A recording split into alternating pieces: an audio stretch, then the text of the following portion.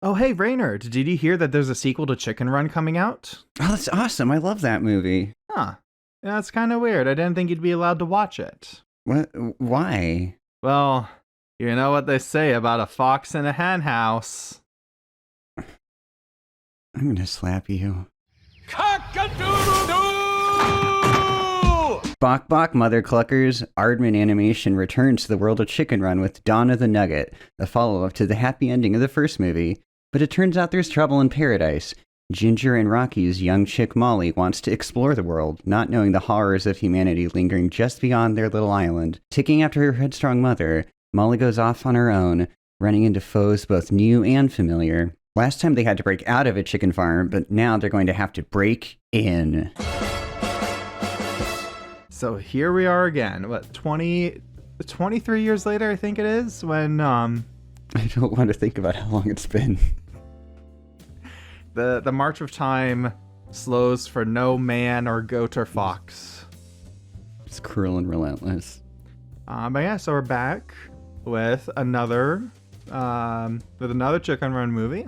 Second one. This one's on Netflix now. And yeah, we'll just kind of start with opening with general thoughts. For me, I really like this movie, actually. I had a good time with it. I thought it was kind of like this very natural extension of the first movie, and it just has a lot of really great gags in there. It's like a really, it's kind of what you would expect from Aardman Animation at this point. No, absolutely. It was when I heard that it was happening, I was like, huh, okay. It didn't really need a sequel. We have a nice conclusion at the end of the original, but when I popped it on, kind of zero expectations, I really just had a fun time. It's quite enjoyable. It's well crafted. It's well executed. Just, a great rollick. Yeah, it's like, I feel like there's not any like super like, we don't have any kind of hot take or anything going on here. Sure. We're just like, this is just to kind of be a nice casual thing to ring in the new year with this lovely little movie that that we both really enjoyed. And really just kind of like right from that first scene where it's like, Molly gets like hatched and everything, and we kind of see a little montage of her growing up, and you can tell they're just kind of showing off with their animation technology. Like, oh my god, the movie looks so good. No, especially by contrast when you get that kind of little flashback at the very start of it. Like they've always been quality craftsmen and stuff, but you can really tell like how far they've gone from that first movie to what they can pull off now. Yeah, and I really like that it kind of has the aesthetic of this movie overall feels a lot brighter. Like in the first movie, it's a very kind of like dreary palette, which makes sense. They're stuck on chicken farm, which is kind of framed like a big prison, a lot of like grays, browns. The chickens themselves have like contribute most of the color to that movie, whereas this one, where it opens up when they have their freedom, it's like everything is bright and sunny, the colors are more vibrant, and it catches the eye very much, and it really does. Has a good contrast there. Yeah, it's this like idyllic location, but we can also learn as we kind of journey deeper into the heart of darkness that brightness isn't always good in and of itself, too. True. And because like later in the movie, and again, this is going to be kind of like spoilers for anybody watching. It's a warning. Because later in the movie, like Molly escapes from the island. She gets herself captured by like these humans. They're like, oh, they're going to this happy chicken place, and they get there, and it's this big factory farm that has all these like psychedelics, like plastic settings and everything.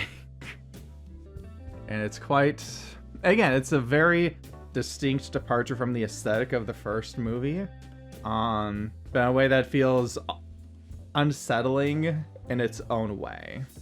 Right.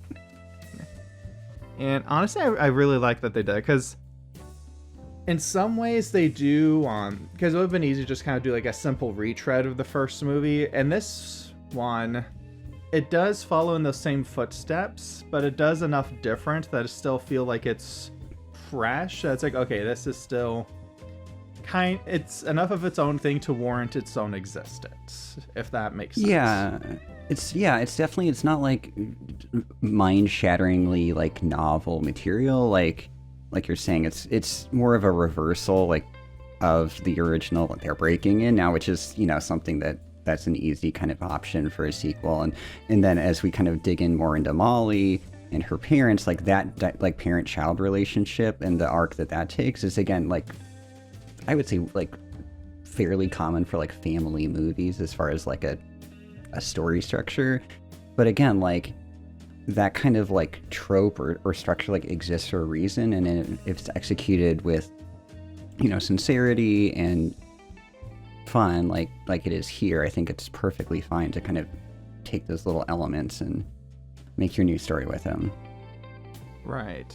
And I think it is interesting because you have Molly, who, again, she's like kind of headstrong. She takes after her mother. Whereas Ginger, you know, she went through all this hell to escape from Mrs. Tweedy in the first movie. And now that, you know, all that is in the past, she's like, I'm going to make sure that my daughter doesn't have to worry about that growing up. Right. She's got this like PTSD and has this natural instinct to protect her child. Right. You know, which is a very understandable thing. But at the same time, Molly is like, she wants to explore. She wants to see more of the world. And you can identify with that too. You know, it's what, you know, her mom wanted. They make that very explicit in the opening.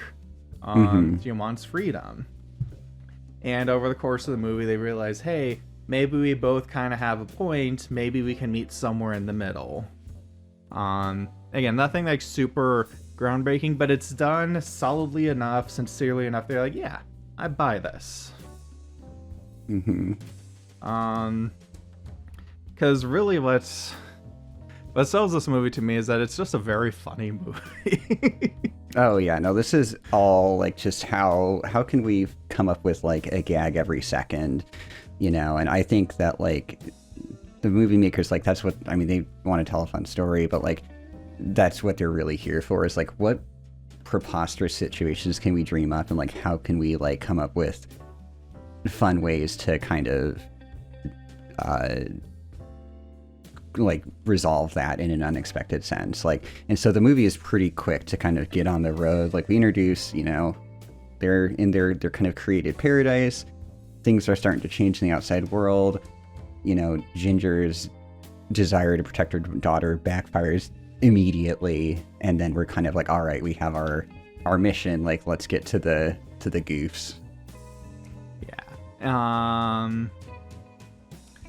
And one of the things that I think, again, talking about how this movie is, you know, takes a different approach than the first one, is that, well, the first one was kind of a pastiche of prison movies, like prison escape movies. This one leans more into like a Bond style pastiche. Which gives them like, oh, go ahead. No, you.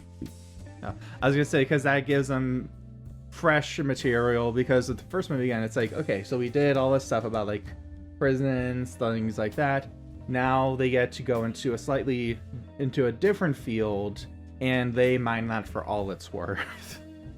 Oh, absolutely. Yeah, like that first one, like there's direct like visual callbacks to like The Great Escape and stuff like that. And then this one, you know, we're introduced to this new farm that is somewhere, and then when we are introduced to it, it's basically like, what if Ken Adam designed a factory?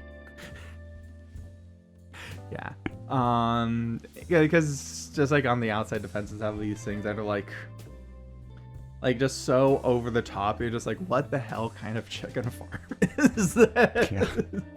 I love the ducks, how like the laser guided robo ducks that'll just like idly turn around and just explode themselves against whatever they find. Just like the perfect, like the slow motion of that, just like. Well, just the overall setup of that whole like thing is really smart, because like they come, like they, you know, leave the island. We take our little truck ride to the factory, and like you get the initial like impression of it's like this huge imposing like villain layer essentially, and then they like show you all of these individual components of like security or like, you know, like counter invasion measures, and it's like, okay, they're gonna have to get past all of this, and they're fucking chickens. Like, what's gonna happen? Yeah, and like right away, like, because when Molly and her new friend, like, they arrive here, and like at first, like, they're plopped on this conveyor belt and just start getting like collared, like these collars that end up being mind control things. And then you see like this big area that they play in, and it's all like pastel colored, like big happy face chicken heads coming around that just spout food. There's like slides and everything, and everyone's brain is kind of getting more and more addled by the moment. And I really like you can kind of see this. Like at first you're just kind of like, okay, something is wrong here, but not quite sure, and then it shows the chickens getting more and more like brain dead, and you're like, okay, this is starting to get a little creepy. Yeah, it's like sort of pod people, like yeah, you know, very it's sort of complacent and so you kind of were. Oh, go ahead. We're getting these like parallel tracks, or like I guess intersecting tracks of like Ginger is kind of starting to learn like the downsides or like the dangers of the world that she's trying to explore, you know, so you're starting to kind of set her on a path of discovery, or, you know, also escape, and then you have the parents trying to come in and extract her. I mean, Molly is like having that discovery because Ginger's the mother. I'm getting all Molly. No, it's okay. It's okay. I have face behind this. But yeah, it's like she is kind of discovering. She's like, oh, like this world is a little freaky. Maybe next time, don't jump into the van with a big smiley faced chicken sitting in a bucket. Can we just briefly address that? I don't know how they pulled it off, but like the concept of like birds with teeth is just deeply disquieting to me, and yet somehow I made it through this entire movie being like, this is extremely normal and not terrifying at all. On the other end of the spectrum, you have the heron from The Boy and the Heron with extremely disturbing teeth in its beak. They're like natural cousins or something. It was. The chickens need the teeth in the beak so that when they say Wensleydale, then it can be nice and toothy. Wensleydale? So they all just sounded like grandma without her dentures. That would be maybe equally disquieting to the heron. There was this gag in the movie that made me laugh harder than I have in any comedy for the past like 2 years. Where so like one of the obstacles they have to overcome is there's this eye scanner thing. So like they ambush somebody, take a picture of his eye, they hold it up to the scanner, and the scanner, instead of being like a little like data pad or something, it's like this woman sitting at a desk who then like magnifies it 100 times and it pulls out a book of everybody's eyes. An iPad. Oh my god. Oh no. And it was just, even after the gag had ended and the movie was proceeding away, I was still laughing like a madman. No, I like absolutely lost my shit at that, because when you see the retina scanner, you're like, how in the fuck are they going to pull, like, how are they going to trick this? And so I watched this movie. I was holed up with COVID like at the end of December, and this was one of my just like marathon. I had like a coughing fit immediately before it, started laughing, and then almost died because like the whole situation was just mixing together, and it was awful. It was great. Highly recommend. But like this is what I love about like Aardman kind of at large. Like it's in these Chicken Run movies. You can kind of see the same thing in like the Wallace and Gromit, you know, sketches and whatnot. Like they're like, how can you have like a couple things. You have how can we like overcome this like high tech thing with like the most homegrown basic thing. So they just have a Polaroid of an eyeball. Like, great, okay, how is this going to work out? And then your kind of counterpoint to that is like, how can the villains be so like diabolical to the point of like it being almost impractical, but then also how can they be so fucking dumb? Yeah. And just this magical like soup that just comes all together. You know, that's a good point to think about, because a lot of the, you know, you look at a lot of Aardman's movies and they play a lot with the idea of like technology being done in a more analog way. Right. You look at like, you know, Wallace's inventions, like, you know, the Knit-O-Matic, or like the trousers, the techno trousers, which are like very pneumatic, like vacuums and everything. And there's that fun, again, almost like a distinctly Aardman aesthetic to it. Yeah. It's kind of like the dad in Gremlins who like makes these inventions for things that are like, we don't need something to automatically crack eggs for us, really. Like, and we don't need a bathroom buddy for sure, but like here we have like these villains who are like doing something that should be like high security, but then they're completely undermining their own security by doing it in the most, you know, asinine way possible. You know, I think what it is, the lore reason is that they do normally have a data pad there, but there's just a firmware update that went wrong like 2 weeks ago, and they still haven't gotten anyone to fix it. There we go. I think that is... I mean, I prefer the iPad. I mean, they spent a lot of money on those magnifying glasses, so they got to use it somewhere. There we go. Yeah, it's still cheaper than the Technician. For sure. There's that, and then just like there's this kind of like running gag, like, you know, the snail trying to run from like the military chicken is just like going on and on and on about his time in the Corps, and again, just like a lot of really funny things that again just captures that Aardman spirit. I always really enjoy their movies. You know, they're coming out with a new Wallace and Gromit later this year. Oh yeah, I think I saw that. Do you know the title or anything? I don't know the title, but I'm really excited for that because I love that series. I just have like this very,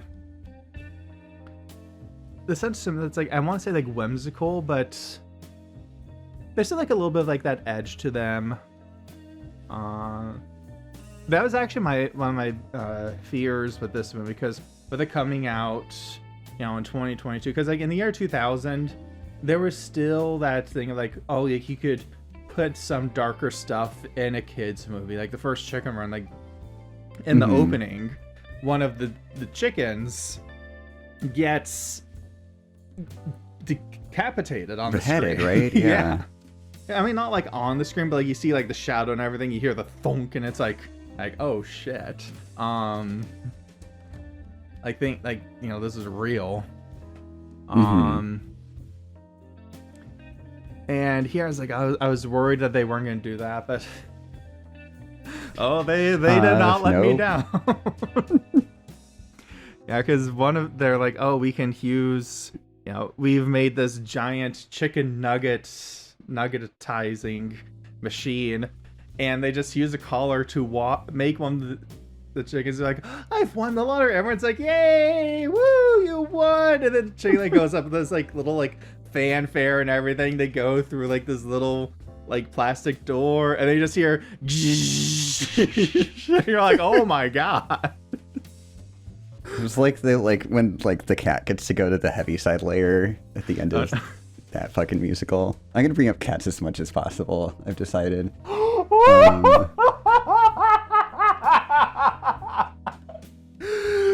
If they had made the music like, you know, it's time to go to the Heaviside layer, I would.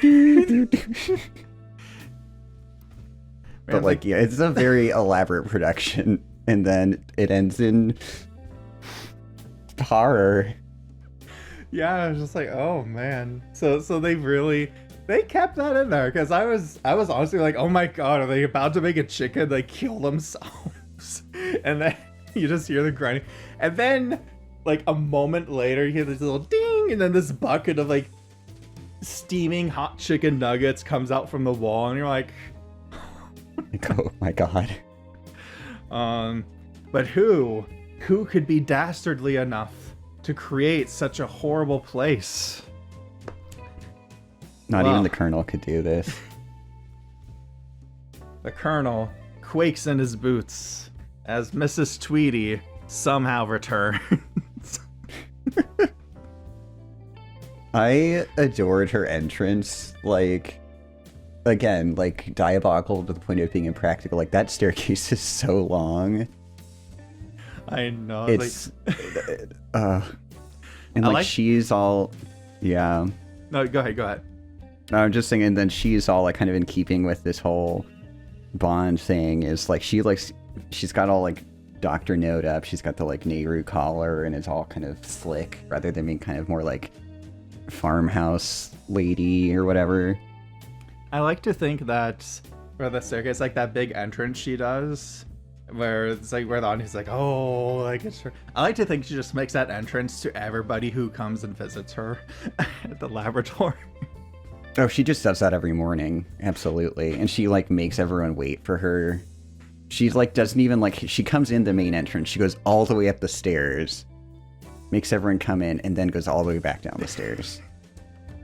It's necessary. She needs to hit the vibe. Yeah. Don't you know she's a hashtag girl boss? I mean, she's getting it done. And like, and normally in a sequel like this, I'm like, oh great, they brought back the villain. But for something that's like this comedic, this tongue-in-cheek, I'm like, you know what? Yes, bring her back. And she's just like, because what's nice is that when she sees like Ginger kind of like running around, she's like, you, it's you. Yeah, she's got a vendetta. Yeah, and I like that. Like that kind of warrants bringing her back, because seeing her be so mad at a chicken is again very funny. Oh no, she's a fucking icon. So you know, this is a movie that has that kind of like different things kind of running around. Like have Rocky. Sadly, it's the wrong Rocky. It's not a cat Rocky. God. I gotta get it in here somehow, okay? You gotta get in there somehow. I don't think I've mentioned Macadaisy cats. once on this podcast before, so I have shown remarkable restraint. Anyways. We all have our cats. And another thing that they kind of is keeping in line with the first movie, because you had Mel Gibson in the first movie, who turned out to be a little bit of a...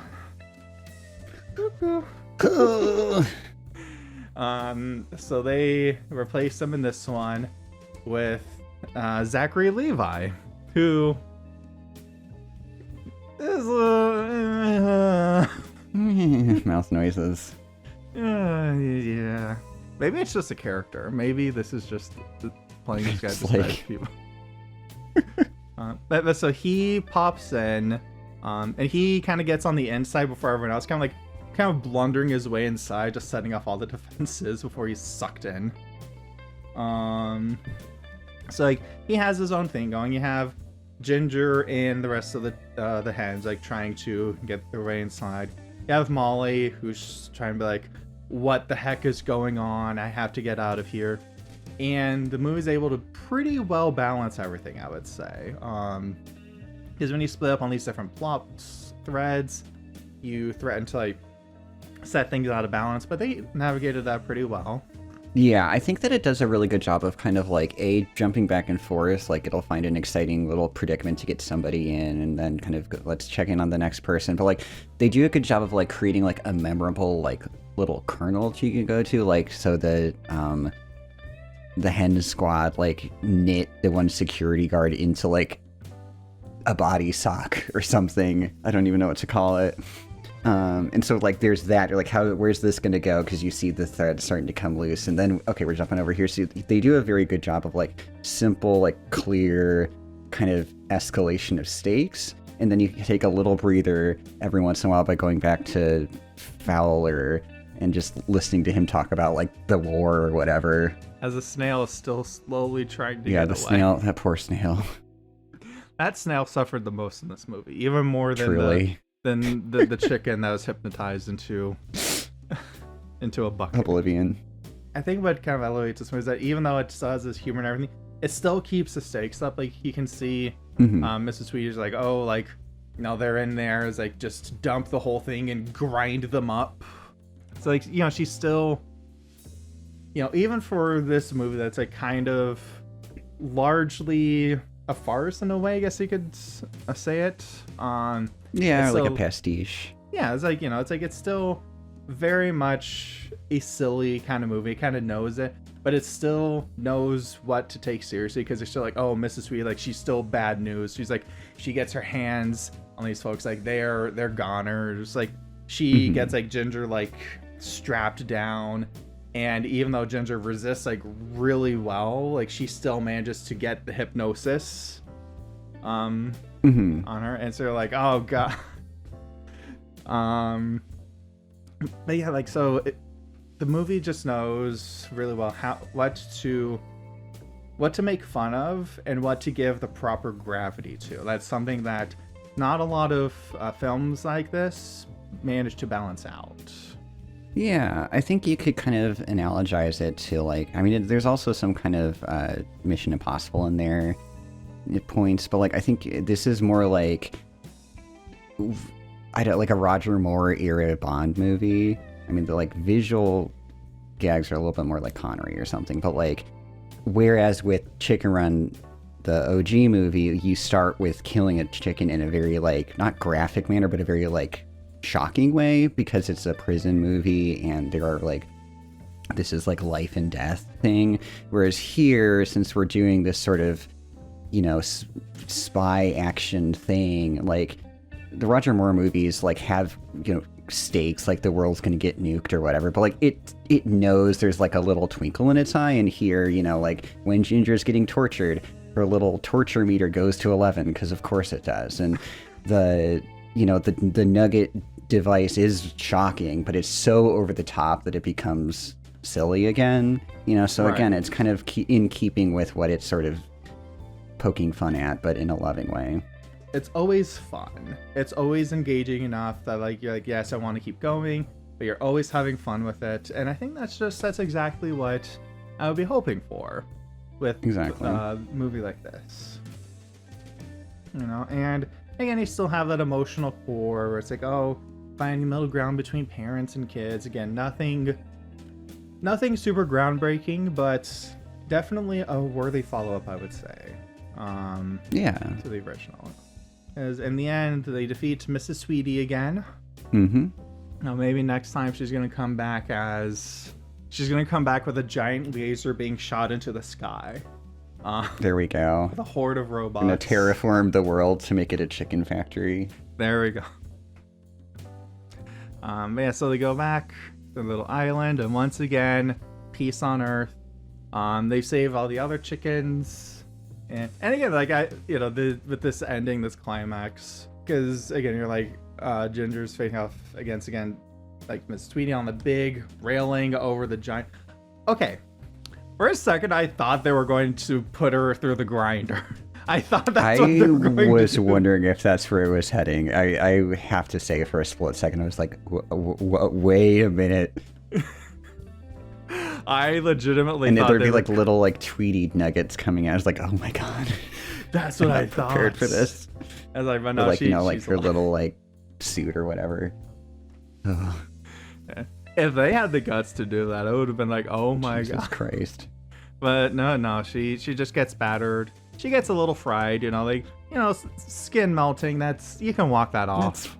That's fine. Just a little burn ward. You'll be up in no time. Yeah, but for a second, I thought that was like, oh my. I thought for a moment there was a chance of that. Yeah, that was a scary possibility. But yeah, like, again, like, there's not, like, a whole lot of deep emotional, like there's not a whole lot of, like, deep themes for us to, like, try to pick apart here. It was just a really... Oh, I had a whole paragraph about how this is actually like Nietzsche. Oh, I have to hear this. Oh, I don't. Oh, you lied to me. You have wounded my trust. I'm sorry. I'm gonna send you back to the hen house anyways. Okay, sounds fine to me. That's any final thoughts on Chicken Run Dawn of the Nugget? It's a really fun ride. Like I will say I do love Harry Gregson Williams' score. Like the first one with him, and I think it's both him and John Powell in the first one. He's solo in this one. That was one of the formative sort of movie scores. So I was like, holy shit, this can be really fun and engaging. And this is, I was missing kazoos from here. I did not hear any militant kazoo playing, but you know, there's always the first. And he did work in some fun little kind of winks to like Lalo Schifrin's like Mission Impossible theme and that kind of stuff. So it was satisfying music. But yeah, it's a fun little sort of confection or nugget, if you will. Yeah, fun little nugget. That's a perfect way to describe it. It has been kind of interesting because I've seen a lot of... It seems like the reaction to this one has been a bit more mixed, but goddamn, I'm going to come out here as a Dawn of the Nugget defender. Put that little badge on my profile if you want. Yeah, I feel like there was a lot of it was kind of driven by the, like, seeing the, like, slogan, the whole like they're breaking back in or whatever, and be like, well, that's not there. But it's just like, who cares about that part? Just watch the eyeball gag. Yeah. That's what's really fun about this movie. That kind of stuff. Laser ducks. Yeah. Popcorn explosions. Like, all that's why this is fun. Exactly. So, but yeah, thank you so much for joining me for this tonight. Yeah, thank you. Yeah, well, everybody listening, we'll get back to regular episodes. I just had to take a little break there trying to deal with YouTube stuff on the main channel, but we are back now. We're so back. And if you want to see more of us, you can follow me at Daniel Goldhorn on YouTube. And I am Sloshed Cinema on Tumblr. And we'll see you all in a couple weeks. You take care. Good night. Night.